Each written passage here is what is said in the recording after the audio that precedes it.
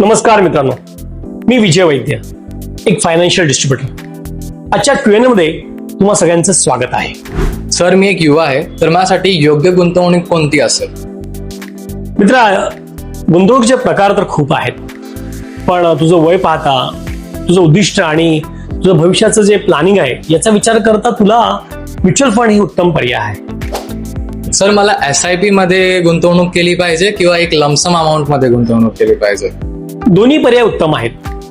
तुझ्याकडे थोडे पैसे असतील तर तू SIPच्या माध्यमातून प्रत्येक महिन्याला छोट्या छोट्या रकमेतून तू गुंतवणूक करू शकतोस, आणि जेव्हा लमसम अमाऊंट येईल तेव्हा तू लमसम इन्व्हेस्टमेंट करू शकतोस. पण दोन्ही पर्याय उत्तम आहेत.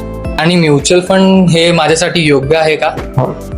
अर्थातच म्युच्युअल फंड एक चांगला पर्याय आहे. भविष्याचा विचार करता येणाऱ्या काळामध्ये जी गॅप आहे तुझ्या एज आणि तुझ्या उद्दिष्टांची, यामध्ये म्युच्युअल फंडचा पर्याय सगळ्यात उत्तम आहे, जो तुला सगळ्यात जास्त परतावा देऊ शकेल. आणि सर, मला रिटायरमेंट प्लॅनिंग आतापासून सुरुवात केली पाहिजे का करायची? नक्कीच.